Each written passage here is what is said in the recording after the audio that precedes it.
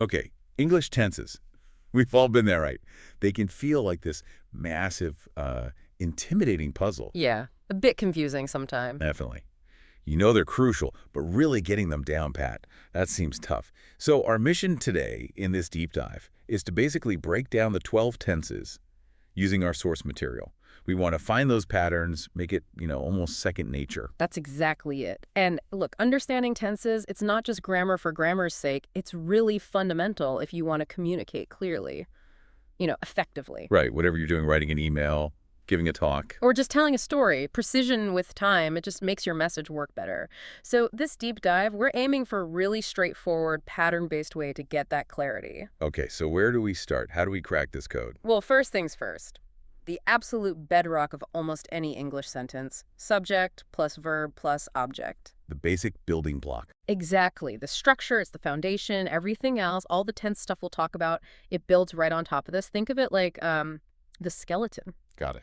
And just quickly, when we talk about verbs today, verb 1 or V1 is the base form, like go. V2 is the simple past went.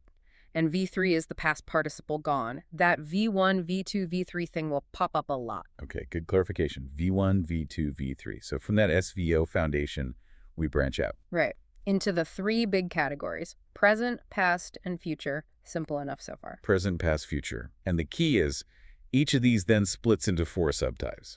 That's how we get the full 12. 4 kinds of present, 4 kinds of past, 4 kinds of future. All right, let's dive into that first subtype then. The indefinite, or sometimes called simple tenses. Yeah, the simple ones. These basically tell you what happened, what happens generally, or what will happen. Okay. What's interesting is what they describe. It's often like universal truths or simple facts, or just actions that happened or will happen without stressing how long they took.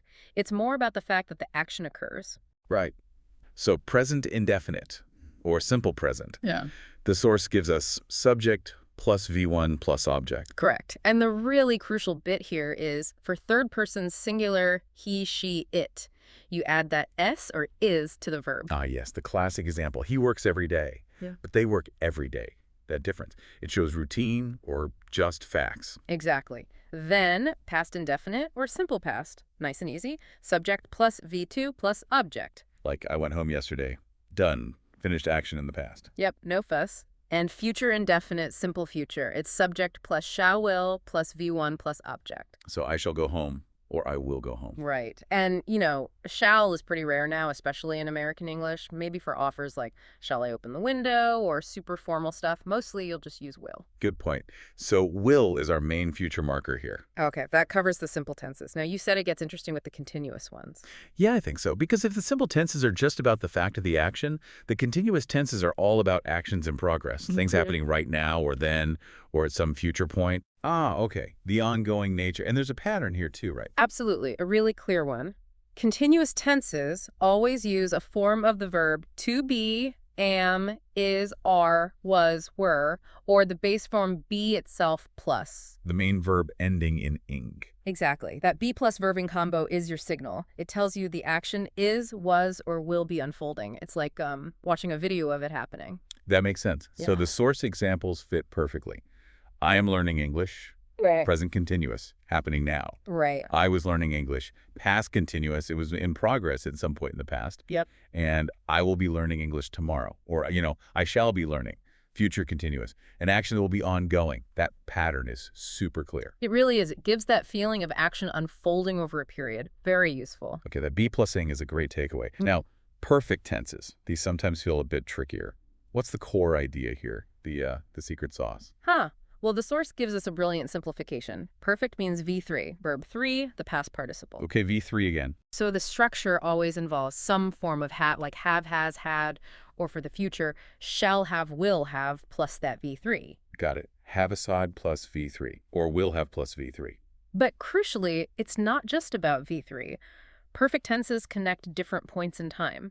They usually describe an action completed before or by another specific time, and often the result or relevance of that action is felt at that later time. Ah, okay. So it's not just when it happened, but how it connects to now or to another past point or a future point, its impact. Precisely. That connection is key. So, present perfect, I have written a book. The writing is finished, but the result, the book exists, is relevant now. Right. Past perfect use is had plus V3.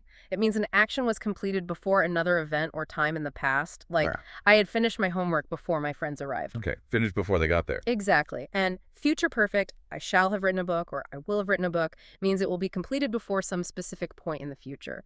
The V3 structure plus that idea of completion before another time, that's the heart of it. That connection idea really helps clarify it. Okay, last category, perfect continuous.